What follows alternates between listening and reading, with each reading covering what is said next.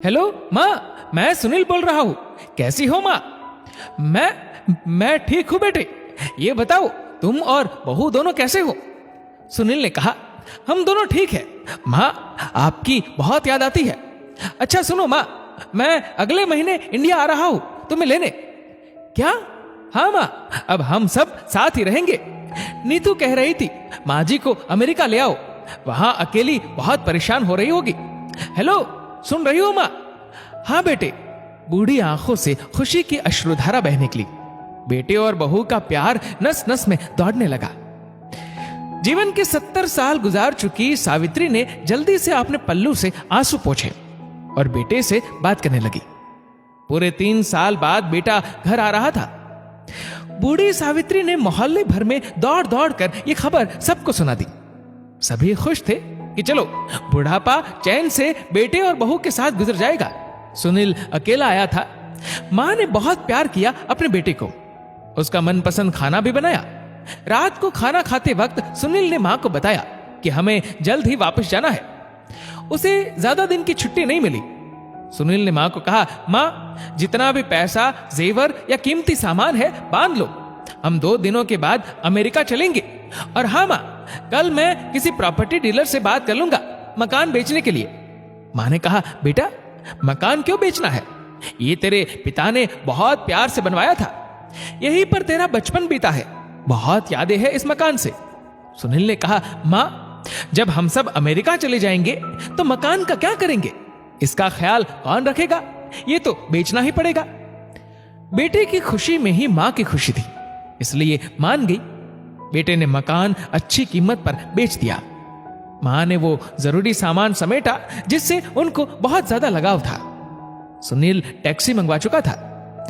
Airport पहुंचकर सुनील ने कहा, मां तुम यहां बैठो, मैं अंदर जाकर सामान की जांच, बोर्डिंग और वीजा का काम निपटा लेता हूं।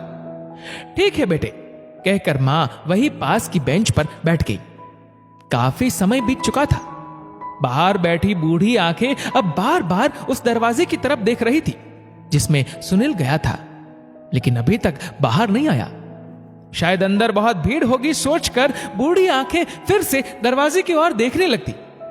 रात के 11 बज रहे थे। एयरपोर्ट के बाहर भीड़ भी अब कम हो चुकी थी। माँ जी किससे मिलना है? एक कर्मचारी ने वृद्धा से पूछा। माँ ने कहा, मेरा बेटा अंदर गया था टिकट लेने, वो मुझे अमेरिका ले जा रहा है। कर्मचारी ने घबराकर कहा, लेकिन अमेरिका जाने वाली फ्लाइट तो दोपहर में ही चली गई। क्या नाम है आपके बेटे का? कर्मचारी ने सवाल किया। सुनील। मां के चेहरे पे चिंता की लकीरें उभर आई। कर्मचारी अंदर गया और कुछ देर बाद बाहर आकर बोला, मां जी आपका बेटा तो अमेरिका जाने वाली फ्लाइट से कब का जा चुका है। क्या? वृद्धा की आंखों से आंसुओं का सैलाब फूट पड़ा। बूढ़ी मां का रोम रोम कांप उठा। किसी तरह वापस घर पहुंची जो बिक चुका था। रात में घर के बाहर चबूतरे पर ही सो गई। सुबह हुई तो दयालु मकान मालिक ने एक कमरा रहने को दे दिया। पति की पेंशन से घर का किराया और खाने का काम चलने लगा। समय गुजरने लगा। एक दिन मकान मालिक ने वृद्धा से पूछा, माँ जी क्यों नहीं आप अपने किसी रिश्तेदार के यहाँ चली जाए? अब आपकी उम्र भी बहुत हो गई है, अकेली कब तक रह पाएंगी?